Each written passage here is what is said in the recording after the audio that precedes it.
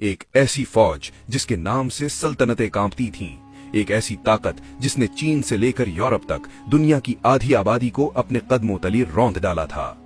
Genghis Khan के Mongol. 1258 में उन्होंने इस्लामी दुनिया के दिल बगदाद को ऐसी बर्बरियत से तबाह किया कि दरिया का पानी सियाह हो गया।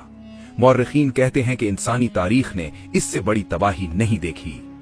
अब उनका रुख मिस्र की तरफ था, जो इस्लाम का आखिरी बड़ा किला था। मंगोलों के सरदार हलाकू खान ने मिस्र के सुल्तान को एक खत भेजा जिसमें लिखा था, तुम कहां भागोगे? हमारे घोड़े तेज, हमारे तीर नोकीले और हमारी तलवारें बिजलियां हैं। हम रहम नहीं करते।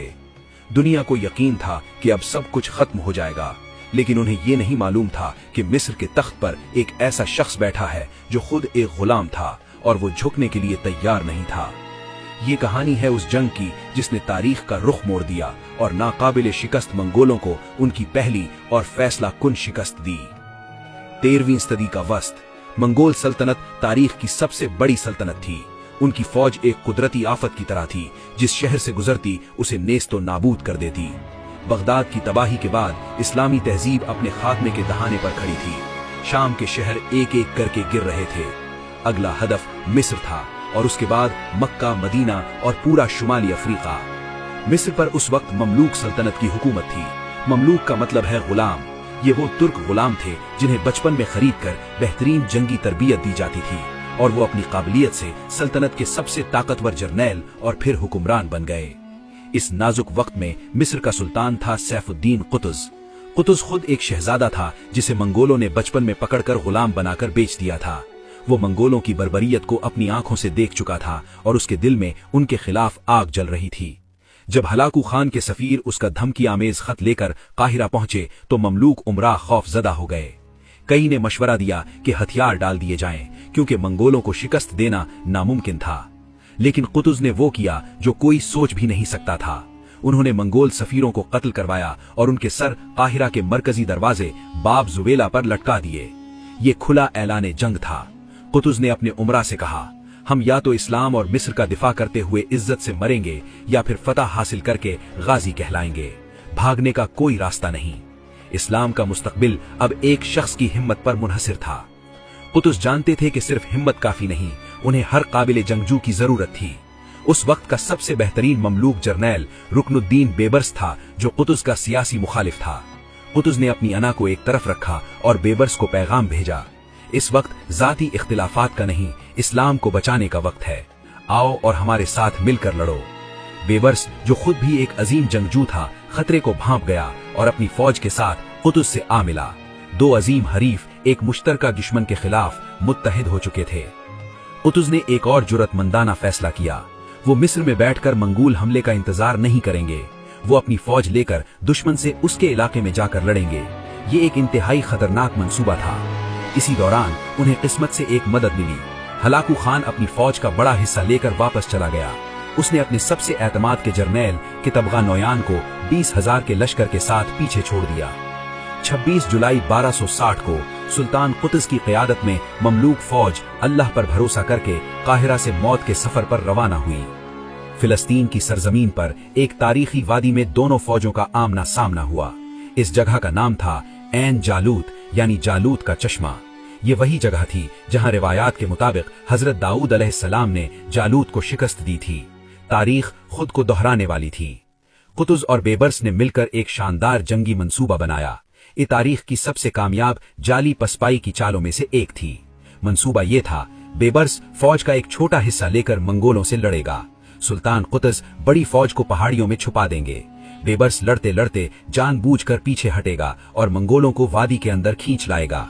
जब मंगोल फौज पूरी तरह वादी में फंस जाएगी तो कुतुज की छुपी हुई फौज उन पर 3 अतराफ से हमला कर देगी। 3 सितंबर 1260 सूरज तलू हुआ। कितबगा ने अपनी पूरी फौज को एक ही बार में हमला करने का हुक्म दिया।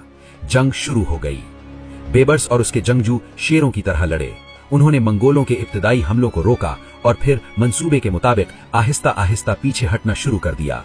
मंगोलों को लगा कि मिस्री भाग रहे हैं। वो अपनी कामयाबी के नशे में चूर पूरी ताकत से वादी के अंदर घुसते चले गए। कितबगा जाल में फंस चुका था।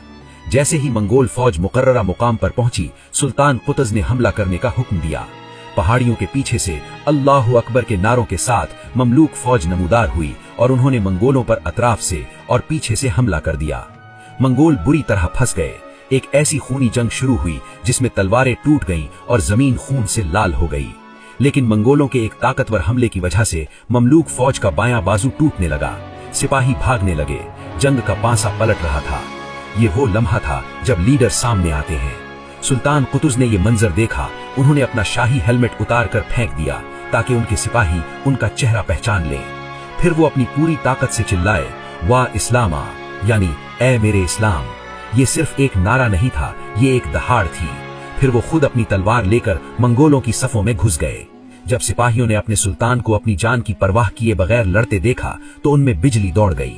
वो शर्मिंदगी और नए जोश के साथ पलटे और अपने सुल्तान के पीछे दीवाना वार लड़ने लगे। ये जंग का फैसला कुन लम्हा था।